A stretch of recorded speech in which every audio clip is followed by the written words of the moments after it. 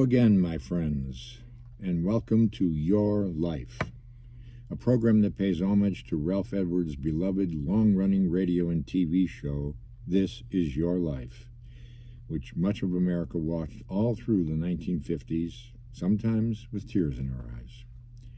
Our program, Your Life, will be a conversation with interesting people to discover the stories from their life's journey. I am Mel Levatino, and I am privileged to be your host for this human adventure. This week, we will be talking with Rusty Bradshaw about his life's journey. Rusty, you're here in part, for many reasons, but in part you're here because you have a new book out. Before we get to the new book, you write novels. How many novels have you published so far? This will be my fifth novel. Fifth novel. They're all fiction stories, and I'm working on number 6. How far are you into number 6? Chapter 9. Out of an estimated 15 chapters? Probably 25, 26. Okay. Similar to the others. I didn't mean to go there right now, but as long okay. as you brought it up, I'm going to ask you a question about that. You write novels, so do you know the outcome of the novel, and do you have an outline in mind? Even if you don't follow the outline, do you have an outline in mind when you start working or early on in a book? I do, but it's not traditionally like a lot of writers and where I've got it written down. Mm-hmm. It's all up here. Okay. And I flex it as I go. Mm-hmm. Let's go to the novel that in part, and only in part, but in part, brings you here today. What is the name of the new novel, and can you tell us a little bit about it and make our readers want to go and read it? The book is called Death in Hazard. It is about a young boy who sees a lot of trauma in his first 7 years, and with that and some other difficulties that his mother goes through, they decide, on the advice of the sheriff and the mother's attorney, to leave southeast Wyoming, and they go to central Nebraska. After they get settled there, the young boy, who is a little introverted, and because of the trauma, he's just starting to get his feet under him as he becomes a young teenager. He meets a girl his own age. They become fast friends. However, she disappears. And all the suspicion turns to the boy. His name is Curtis. Mm-hmm. There are 2 very big surprises towards the end of the book. Mm-hmm. My sister just read it. She loved it. Oh, that's good. My wife reads all my books. She loved it. I've had a number of readers tell me that they really loved it, despite the way it transpires. Mm-hmm. My sister said she cried a lot. That's a good sign. Which may turn some people off, but that's a good sign. Crying is a good sign. Laughing is another good sign. Yes. This one, there's not too much humor in it.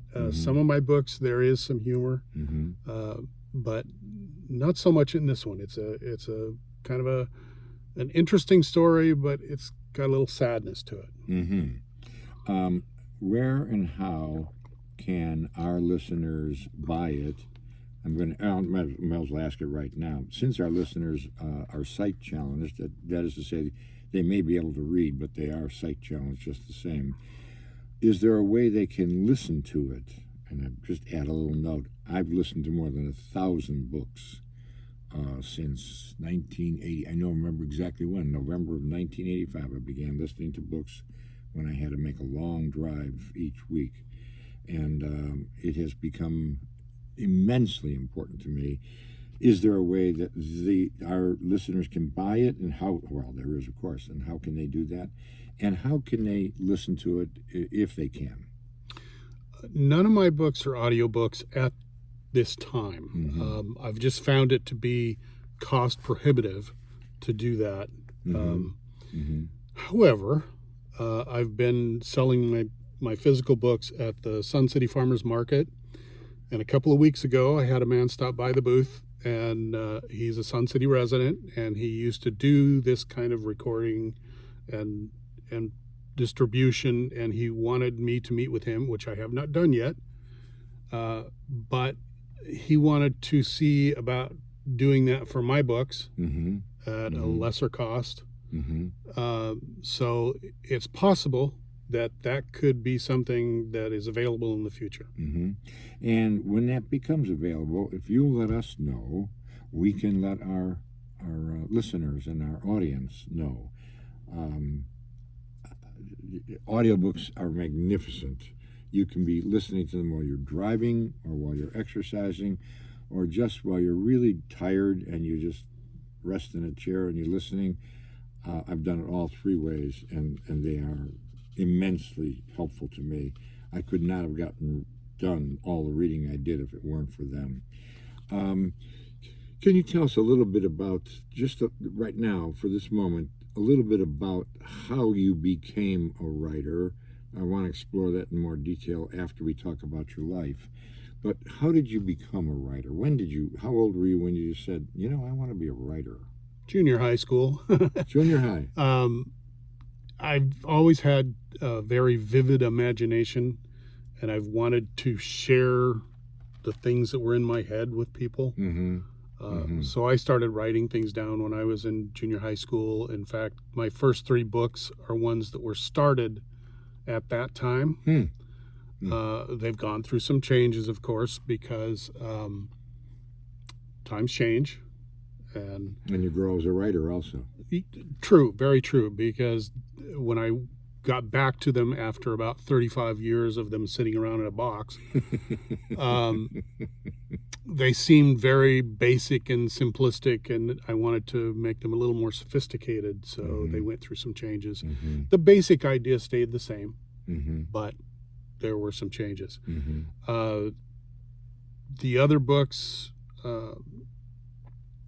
were a little bit different. They sprang from ideas that I had and put some stuff down.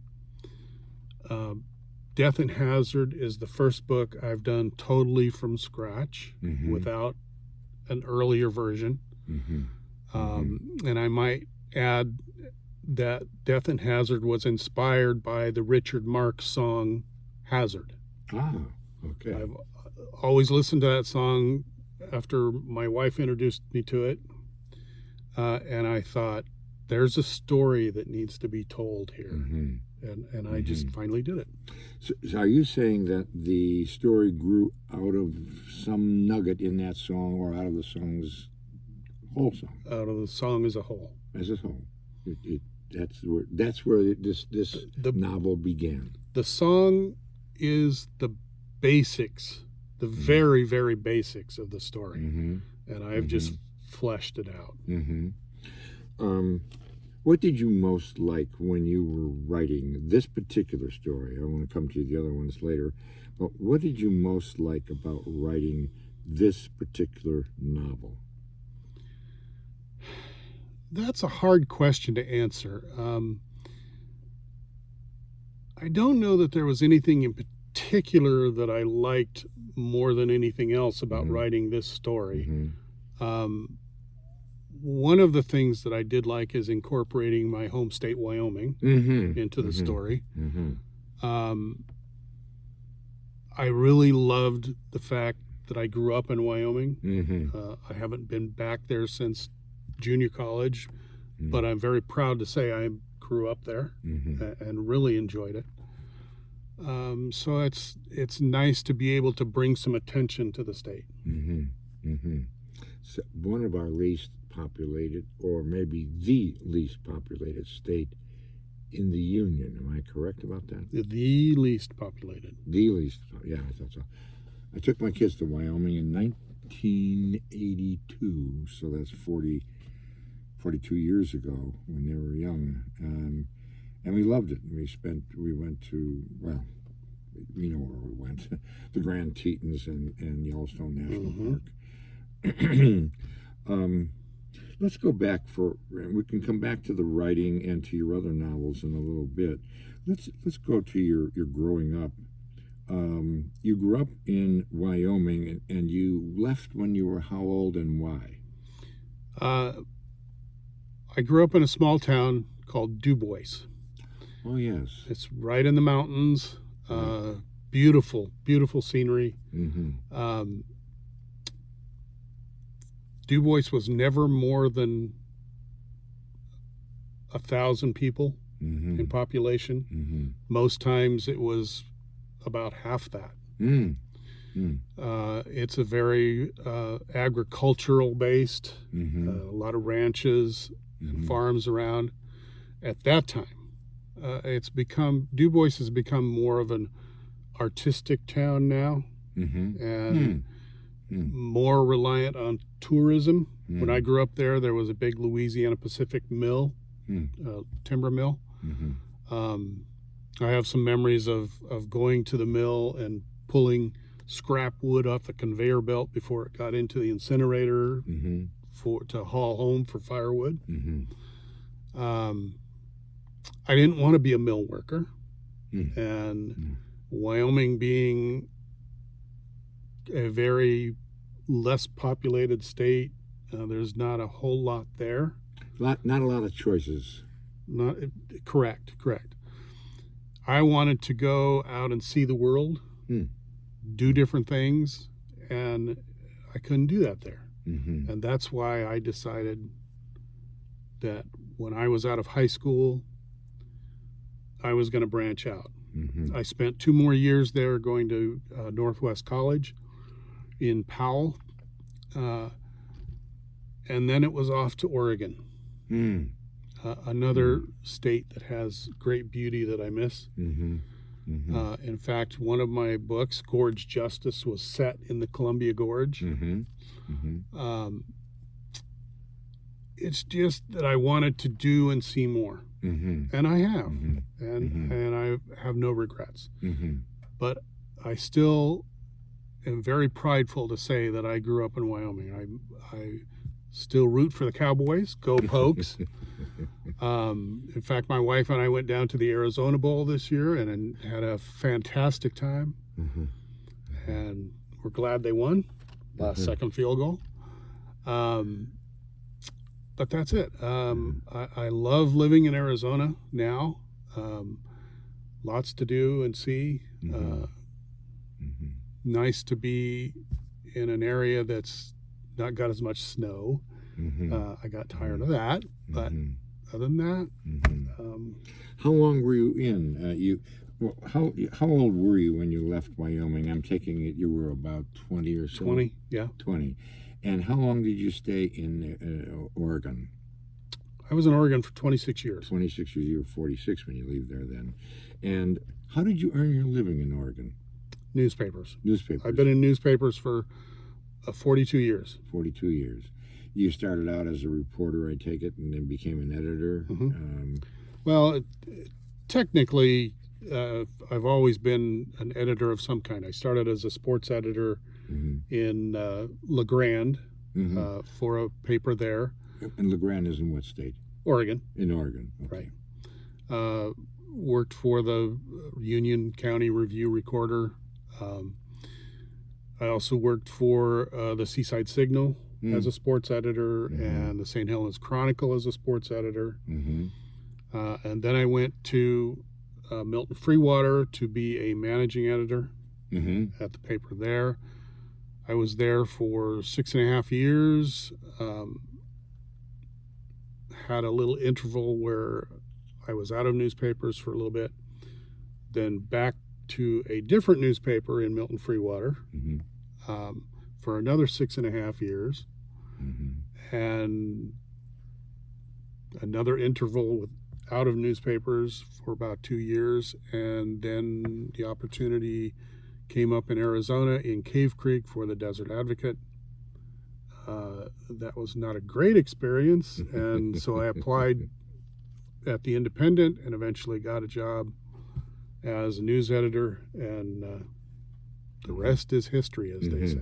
You said independent. You meant the Sun City Independent, or you mean the independent chain? The independent chain. I started out with their surprise edition, and then I got moved over to Scottsdale.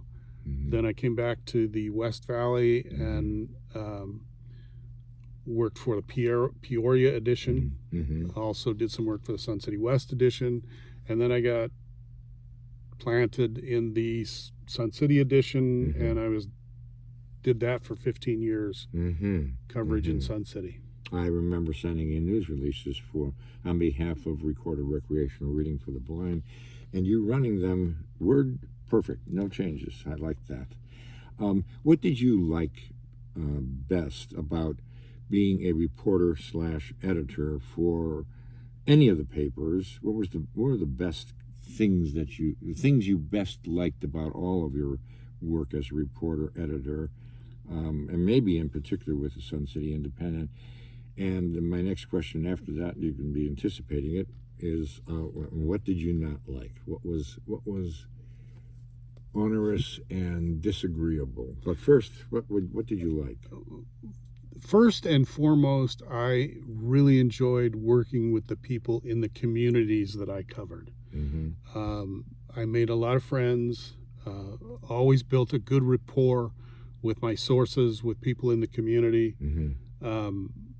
Still have lots of friends and connections everywhere I've been.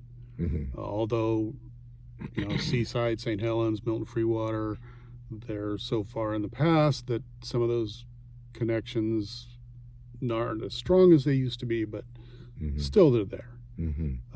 Still have a lot of friends and connections in Sun City, and that's why I stay active there.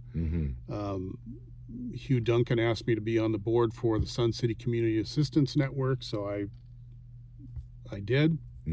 Still doing that. I do some YouTube videos of activities in Sun City. In fact, I had a couple on this library situation. So it's just working with the people in the community that I like the best. I don't know. I don't like to dwell on the negative, so I really don't want to talk too much about that. That's fine.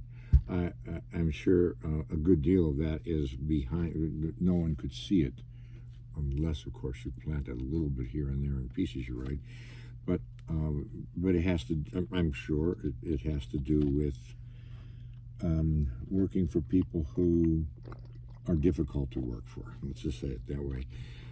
I have a very good friend named Alan Henry who worked for the Boston Globe, the Chicago Sun-Times, the Chicago Tribune, and did a book which I read almost exactly a year ago at this time, My Life in Print, about his time as a writer editor.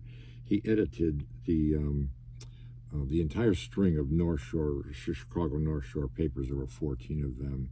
And I'm bringing him up for a reason, because you said something just now that triggered this memory of talking with. We spent 4 hours talking together about his book, and not online. It's what we did just for fun in my sunroom. But reading his book, I remembered how I first got to know Alan Henry, and it was his columns. He wrote a column called North Shore Notebook, in which he would be quite personal and would ask readers questions.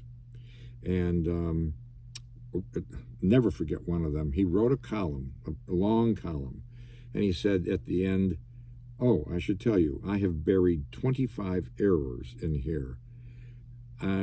You write in and tell me what the errors are, and whoever wins, I will." Well, I happened to win that. I got all of them. So that's what I did for a living, so it's not a surprise. But what is interesting here is his columns each week, not every week, but most weeks. One time he asked, what are your love stories? He got flooded, he told me, with hundreds of stories, and they ran some of them. And looking back, reading his book, and then talking with him last May it was, I realized something. Print journalism is in huge trouble and has been in huge trouble ever since the internet started. So we're talking 25 years. It has been in huge trouble. And I realized how you can save print journalism. Just turn your local newspapers into not question and answer, but interactive journalism. I know no one's ever used a term that I know of, but that's what I call it with him. So you run a column, and in which you talk to the readers, and you say, tell me about your love stories, tell me about your disappointments in life, tell me what the errors are in this piece I just wrote, tell me about raising kids in the North Shore. He did all of those, and he got tons, and then he would run them, and it became an interactive thing. What do you think of that idea, and how do you think it would fly? I think, well, I'm going to give you my opinion. The Sun City Independent and any local smaller newspaper, and for that matter, any large newspaper, would come to life again if they did this, because people are engaged. What do you think? I think there's a place for that in Mm-hmm. print journalism. Mm-hmm. I really do, but I don't think it should be the entire product. Oh, no, it couldn't be. No, you're right. Because still, people want to know what's going on in their community. Yeah. I hear that, especially now that I'm out of that business. Mm-hmm. People come to me when I'm out at Men's Club Bingo, when I'm out at the farmer's market, or just anywhere else in the community. They want to know what's going on in their community, and they're disappointed when they don't get the news that they're looking for. Yes. So Yes. I agree with you to an extent. Mm-hmm. It should be a part of it, Yes. but certainly not all of it. Yeah, that is a question. I mean, he ran one column. That was all. The rest of it was the standard journalism. Right. And it was a damn big newspaper. It was 75, 80, 85 pages per issue. Came out once a week. When we first moved to Evanston, Illinois, it came out twice a week, Mondays and Thursdays, and then it was just Thursdays. And now it doesn't even exist anymore. It's gone out. It just died because people get their news other ways. The key to that is reporting the local news. Mm-hmm. So many internet sites, so many big daily newspapers don't do that. Mm-hmm. Mm-hmm. And if community newspapers, whether it be print or their online sites Mm-hmm. or both, would continue to do that, Mm-hmm. I think they would survive and continue to I think survive. so too. It has to be two parts as far as I can see. One is you really report the local news. We don't, from the Sun City Independent, we don't want to hear about Trump's errors, and well, unless letters to the editor, that's their business. But we don't want to hear about Trump's errors or Biden's errors or the Department of Justice. We can get that elsewhere, and we do get it elsewhere. But we want to know what the hell the library is doing, or rather, we want to know what the board is doing to get rid of libraries. That was a lively meeting I went to. And we want to know, there were times when you ran these 1 or 2 paragraph things. I thought they were marvelous. I loved them.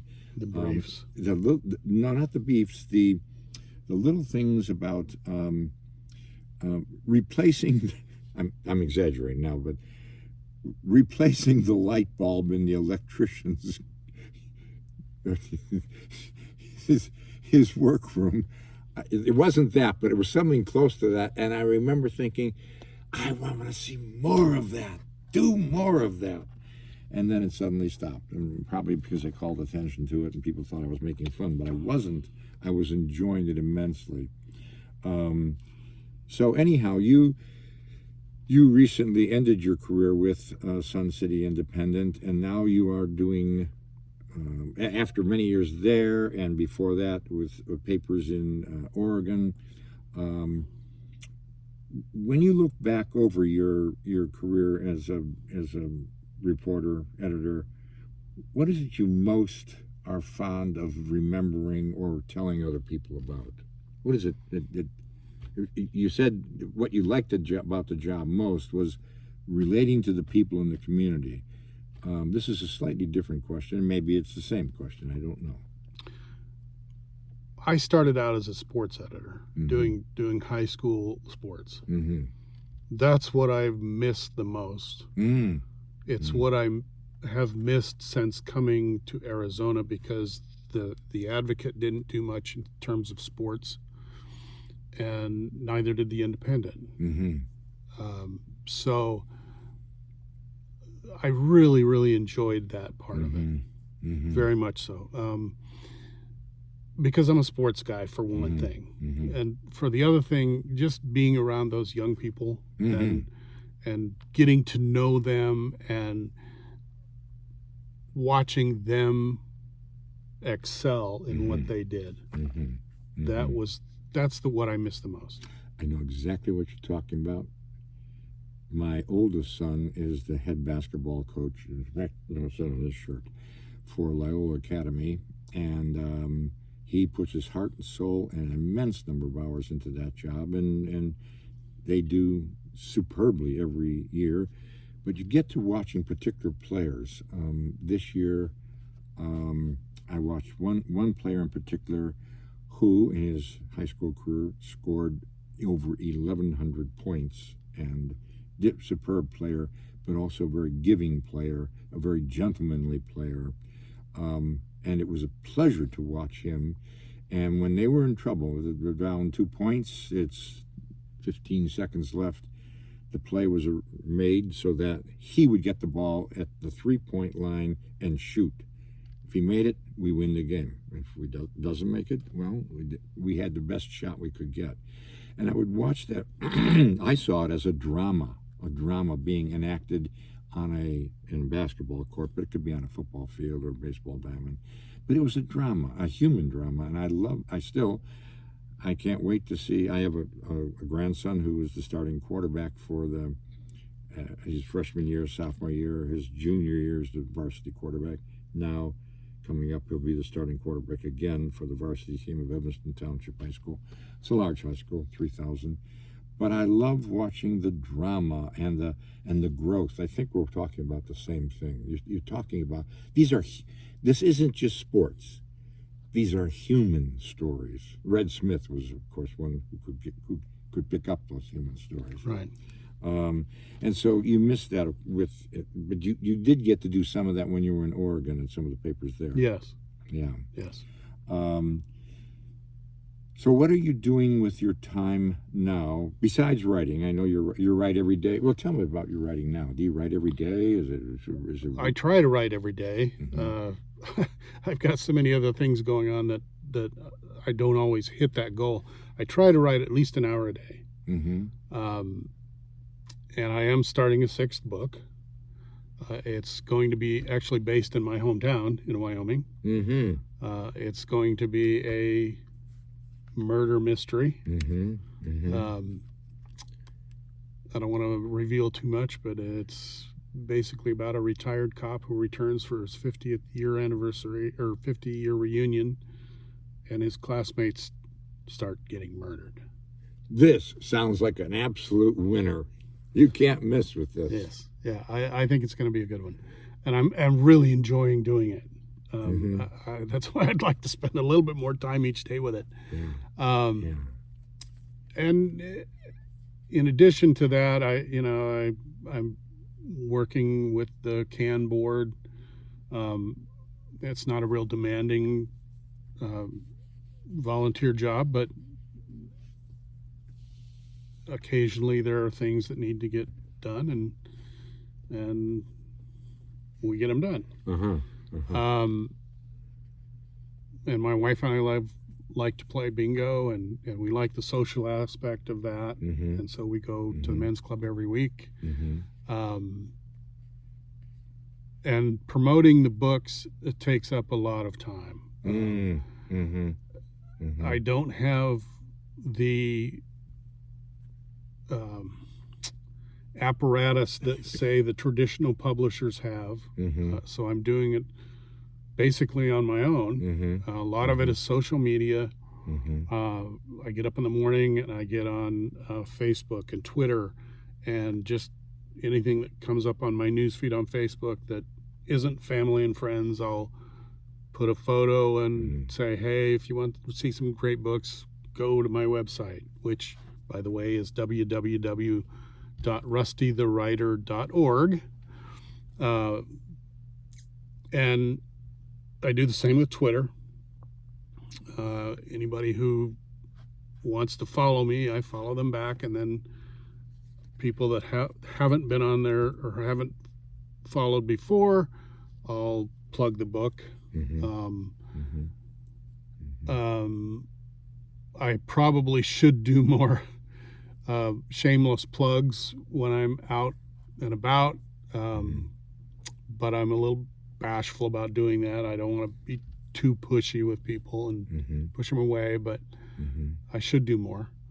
And I'm also sending out press releases to newspapers throughout the country. I've covered pretty much all the western states so far. Don't know how much farther east I'm going to go because there's a lot of newspapers. California just about wiped me out. Now, how many of those are actually using the press releases, I have no idea. I know that some have, because they'll pop up on my newsfeed sometimes. But if I can send out to newspapers in, say, 15 states, and I get 2 or 3 of them to run the press release, that's more attention than I would have gotten otherwise. I also know that the publisher gets my books into Amazon and Barnes and Noble, and I'm told 40 other platforms, but I'm not sure which ones they are. I've got to get a list and let people know. I know they're on Apple Books because someone mentioned last night at bingo that they got the book from Apple. I didn't even, and I'm a big Apple fan, I didn't know there was such thing as Apple Books. Or rather, now that you said it, I think I do remember learning about it and then promptly forgot about it. But for our listeners, what's important here to know is that you can buy his books at Apple Books, at Amazon online, and you can call, I think you said this, you can call Barnes and Noble and say, would you please get a copy of this, and I'll buy it when you get it in. Yeah, I believe Barnes and Noble bookstores can order it for you, but it's also available on the Barnes and Noble website too. Okay. You can also purchase the books through my website, which again is www.rustydthewriter.org. Good. Shameless plug. No, that's not shameless. It's people don't hear it the first time; they can hear it the second Right. time. And I want to tell our listeners something that they may not know. I wouldn't know it if I weren't also a writer. But what Rusty is describing to you, the process of independent publishing, is what most writers wind up going through in America these days. I don't think it used to be so. But it's very, very difficult, next to impossible, to get an agent or to get a big house, certainly a big house, even the small houses, to pay attention. I have done this, I know. You write to them and you say, I've got this book. I do have several books. One of them is a journal. It's called Long Cry of Goodbye. It's about the disappearance of my wife into Alzheimer's and her death and grief afterwards, and it's a journal book. You notify the publishers. You write to. You go through. I forget the name of the handbook I used. When I went through it, ticking off every possible one and going to after several. I just said, no, this is a waste of time. You tell them, I'm ready to send you the book. It's already done. It's got a cover. It's designed. It's all edited. Would you just take a look at it? Spend 15 minutes and see, is this appropriate? you never hear from them again. You never hear from them at all. And trying to get an agent, same thing. You think an agent would be happy to have customers. No, they don't want to hear from you. When I was getting ready to publish my first book, The Rehabilitation of Miss Little, I sent out 49 query letters to agencies. I got 12 responses, and all 12 of those responses were, "Don't call us, we'll call you." Yeah, essentially, it is. People think. I think this is what people think. I don't know, but I think so. That if you don't publish with a big let's say Little Brown or Simon and Schuster or Random House or Scribner's, whatever. If you don't publish with a big house or even a well-known smaller house, or even a lesser-known small house, that you can't be very good.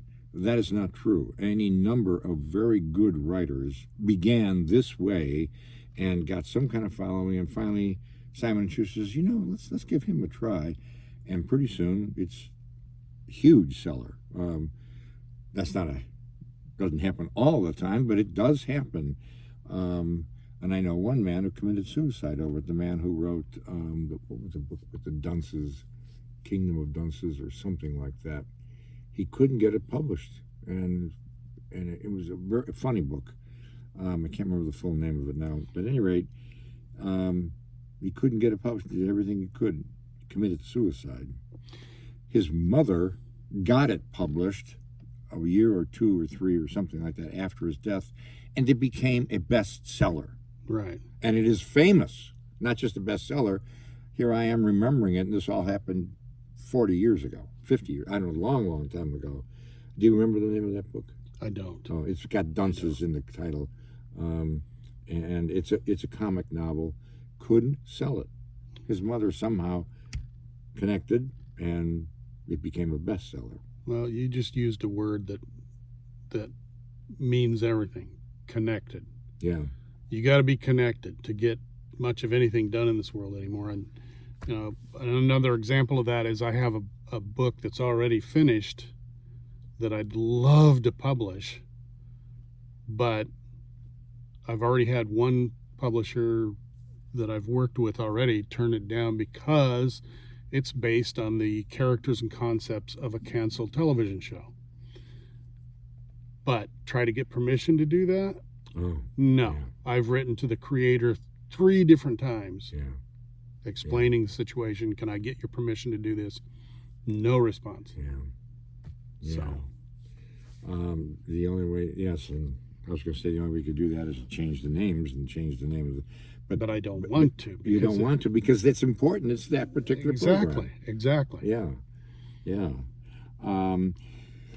Before you came in today, I had asked you to bring a passage of your writing that you especially like, with the idea that you would read it aloud and we could talk a little bit about what it is you like about that passage. And I asked you to bring, I don't know if we'll have time for it, but and actually you brought in several passages, and a passage that was problematical. That was my phrase. That could mean all kinds of things, like you didn't like it, or you just couldn't get the problem worked out, or you struggled over it so hard, and it's memorable because you struggled over it so hard. But would you read us a passage from one of your books, that you especially liked? All right. The first one is coming from my book, Moist on the Mountain, which I call my naughty book. And this is about 3 teenage boys who graduate from high school. They've been best friends. They take a last camping trip before they scatter to the winds, and they discover a camp across the lake with a lot of teenage girls. And guess what happens? Mm-hmm. This describes one of their first excursions into that camp. Mm-hmm. If there had been anyone in the house looking out a westward window, or anyone else in the open compound, they would have been seen. Steve stood with his back against the building in silence, listening to any sign of discovery. What he heard was a scraping noise immediately next to him, a sound that seemed to go on for long seconds. He yanked his head to the right and saw Billy tripping over a small pile of firewood stacked against the wall. Steve stood in shock, watching his friend try to regain his balance, but in vain. He fell to the ground, but quickly scampered to his feet. Seeing his friend up and ready to run, Steve turned and darted for the woods behind the building. In mid-stride, he was caught and thrown back, and he felt a stinging sensation in the middle of his chest and on his right wrist. Before he hit the ground, he knew he had run into the barbed wire fence. Steve got up and dashed back to the woodpile where Billy was brushing himself off and softly giggling. Steve expected to hear footsteps running in their direction and then the Inquisition, but nothing happened. They stood silently in the shadows and heard the voices and laughter from the other building. Billy moved to the back of the building while Steve remained near the woodpile. The noise made by the performers and the audience in the dining hall apparently kept those hidden inside from hearing the ruckus right next door. Without warning, Steve came rushing past him, motioning for him to follow. Before he could take a single step, Billy saw his friend do the same, stop in mid-stride and fall back as he had just done moments before. Billy was too shocked to laugh at that moment, but it would be the source of hilarity later on. Would you, instead of asking particular questions about that passage, what would you like to say about that passage? What are your some thoughts about that passage that you just read?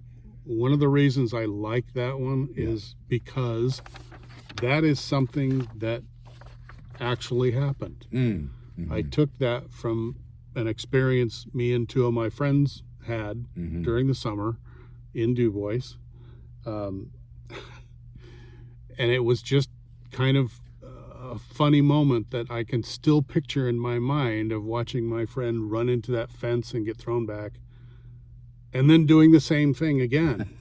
And we laughed about that, and it's just a great memory. He's now deceased. Oh, so I was going to ask if you're still in touch with him, but he's... Both of the friends that are kind of that story was based on are now deceased. So it's kind of a fond memory that I have of them, and that's one thing that I like for them about to it. be gone. You're a man of in how old are you? 67. 67. So it's kind of early for them to be gone.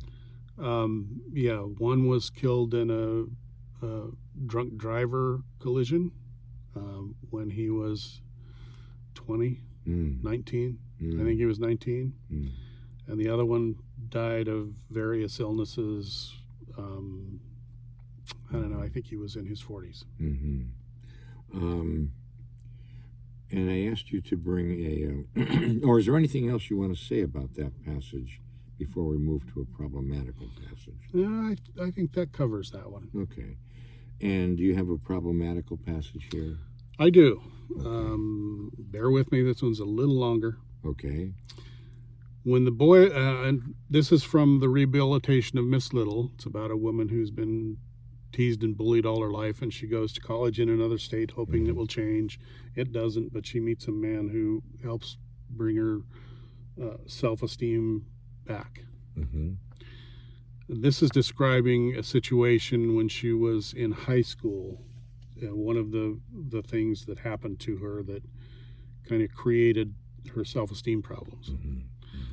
When the boy arrived to pick her up for the date, he drove a pickup truck with wooden railing along the sides of the bed. He was also not alone. Another couple had accompanied him.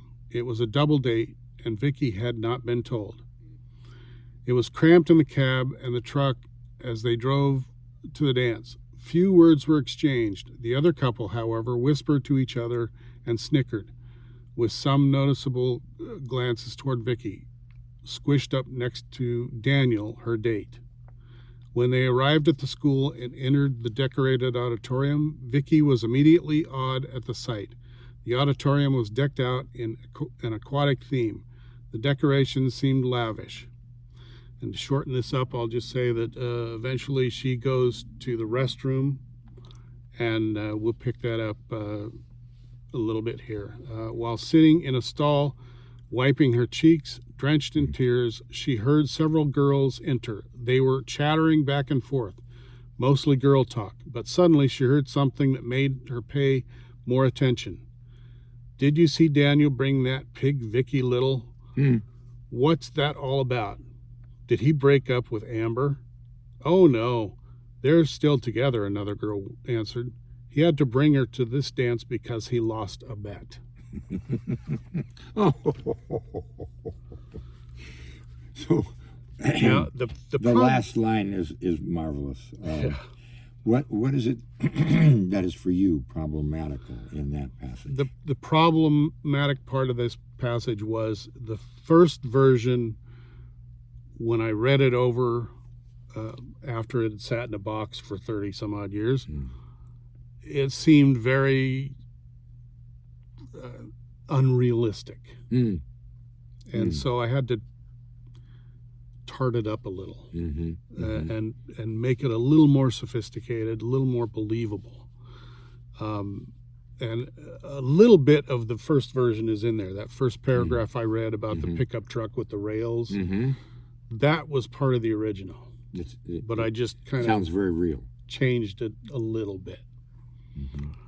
So that was the problem with that passage. And just kind of changed it a little bit, and now it's fine. Oh, okay.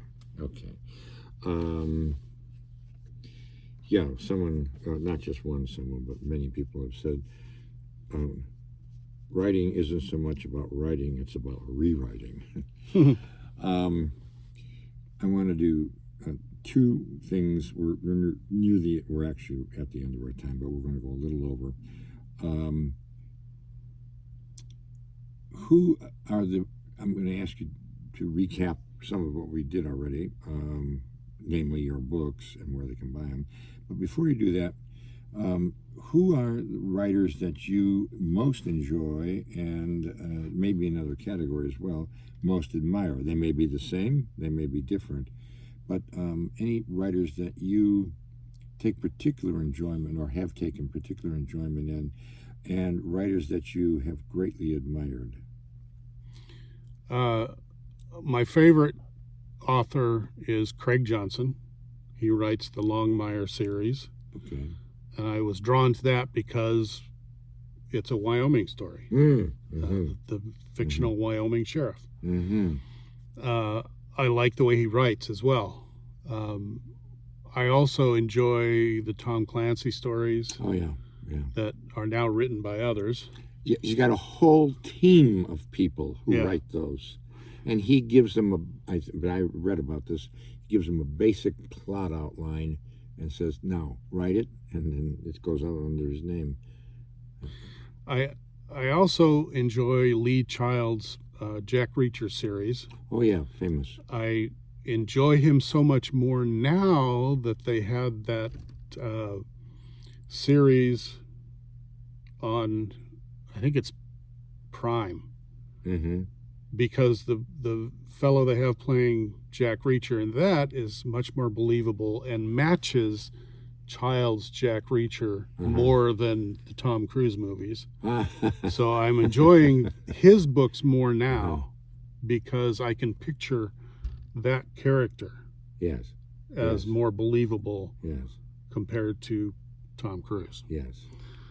And that's pretty much the ones that I enjoy most. Yeah. There's one writer, though, you didn't mention that I know you might enjoy him more than these. His name is Rusty Bradshaw. Would that be a fair statement or not? It could be. It could be. Why don't we close by you're telling the readers, the listeners, the names of your novels, preferably in chronological order of their publishing dates, the names of your novels, and if you want a sentence about each one, and then concluding by, once again, where you can buy them at Amazon, Barnes & Noble, Apple Books. But what are the names of your novels if they want to buy them? Okay, the first one is The Rehabilitation of Miss Little, and we've talked a little bit about what that one's about. The next one is Moist on the Mountain, which we've also talked about. It's a teenage lust story. May I infer what that moist refers to, or should I not do that here? My wife will deny this till her dying day, but when I was writing that, she worked at Talking Stick at the time, and she was describing the book to her coworkers, and she told me, I swear, she told me that one of her coworkers says, "What's he going to call it? Moist on the Mountain?"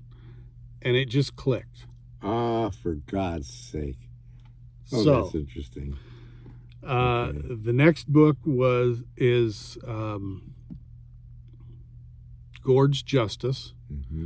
That book is about a young woman who was traumatized. The family moves to another state to get away from it. They don't. She's traumatized again. She tries to get justice in the courts, fails, but she gets justice in a surprising way. The next book is called Battle for Stephanie. It's about a family that's breaking apart. The young preteen girl is kidnapped, and they go on a search and rescue to find her. Missionaries are involved. There's where the battle comes in. And the last book, of course, is Death and Hazard. We've talked about that already, about the young boy who's traumatized and ends up being suspected of foul play at the end.